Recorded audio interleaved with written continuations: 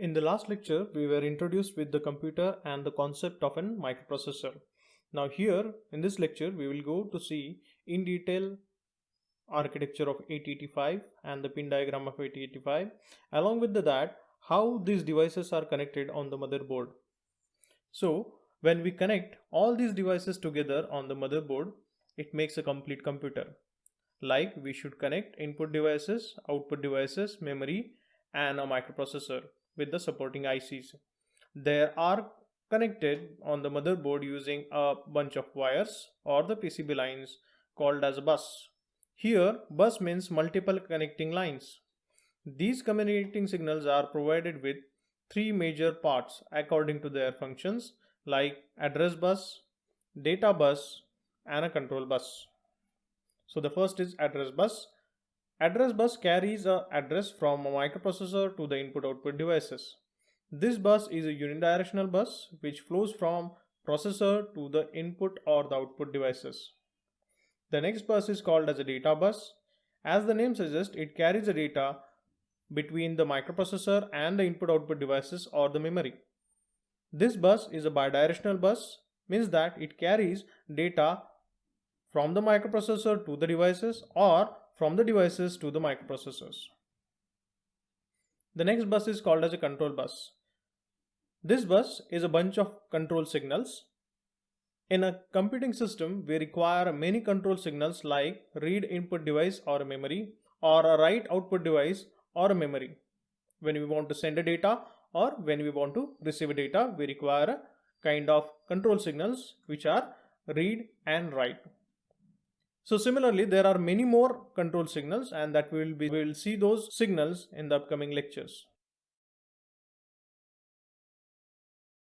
Now here, this diagram shows the interconnection between CPU and other peripherals like input and output devices and a memory. Here you can observe that the address bus is flowing from the microprocessor to the input-output devices or a memory. Whereas data bus is a bidirectional bus and a control bus is also a bidirectional bus. This is how the devices are connected on the motherboard with the CPU and with the help of the wires, and that is called as a bus. Now let us start with 8085 microprocessor, which is a brain of the computer. The diagram shows the different working blocks within the 8085 microprocessor. Now let us look these blocks one by one.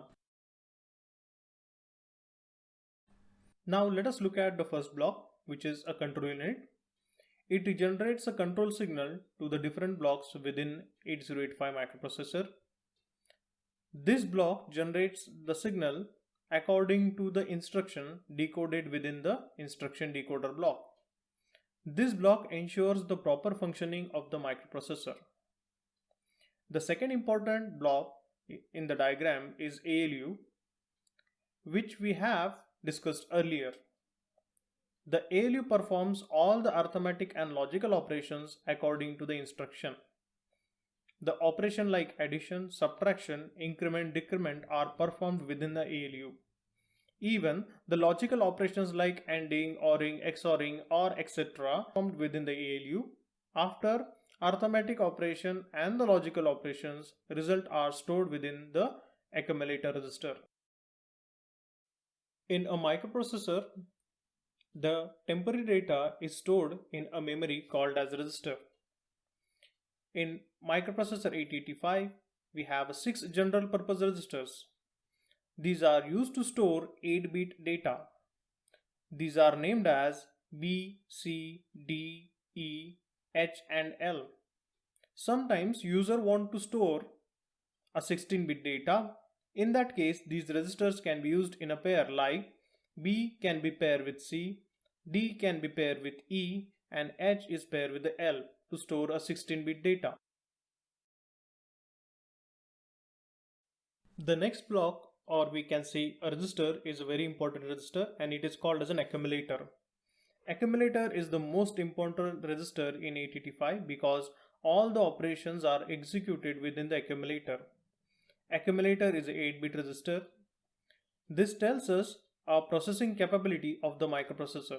So if the accumulator is 8-bit wide, the processing capability of that microprocessor is 8-bit. After all the arithmetic operations and the logical operations, the results are always stored in the accumulator. During the binary operation like addition, subtraction, one of the operand is stored within the accumulator. Even it holds the data during transmission of the data from microprocessor to the other peripherals.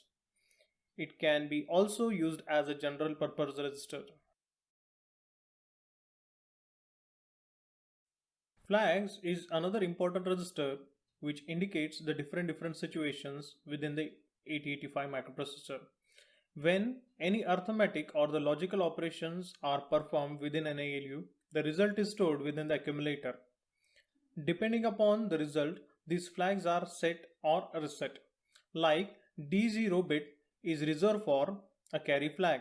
So whenever there is a carry from a D7 bit during addition, this flag is set to 1, otherwise it will be reset. This flag also works as a borrow flag during the subtraction. The next flag is called as a 0 flag. It is indicated by letter Z. If after arithmetic operation or the logical operation, if the net result is 0, then this flag is set to 1. Otherwise it will be in a reset condition. The next flag is called as a sign flag. If after the arithmetic addition or subtraction we have a negative result, then this flag is set to 1, otherwise it will be reset to a 0 when the result is positive. If the result is negative, this will set to 1. If the result is positive, it will be reset to 0. The next flag is called as an auxiliary carry flag and it is denoted by AC. This flag is set whenever there is a carry from D3 bit to the D4 bit during BCD addition. The next flag is called as a parity flag. Now, if the result contains even number of ones, then this flag is set to 1. If the result is containing odd number of ones, then this flag is reset to 0. These flags plays an important role in a programming and decision making. The next important block is called as a program counter.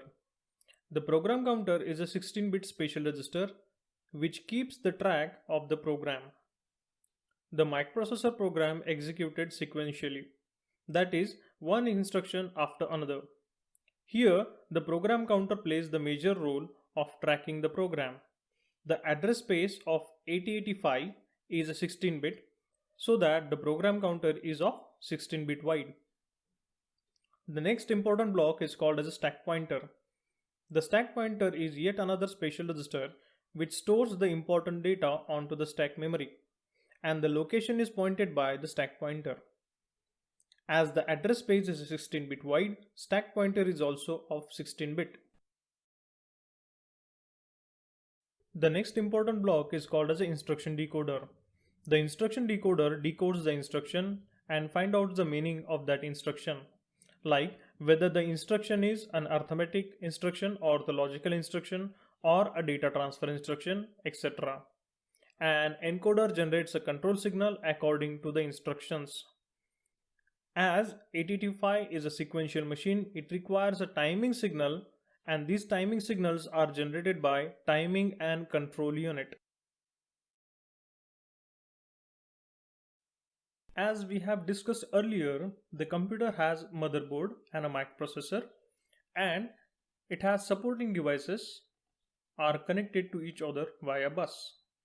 Whenever any device requires help from the microprocessor, it generates one signal, and this signal is called as interrupt. Upon the interrupt, the microprocessor stops executing the main program and starts executing something called as interrupt service subroutine. This is a small piece of program. In short, it is also called as ISR. This part of a program helps the microprocessor to serve the device. After execution of interrupt service subroutine, it will start executing the main program again. The next block is called as a serial I/O control block.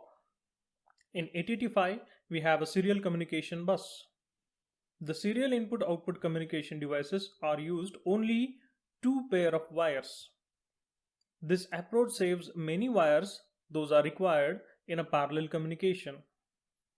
Whether the data is 8-bit or 16-bit, we require only one pair of wire. Now here we complete with the block diagram of 8085 microprocessor. Thank you.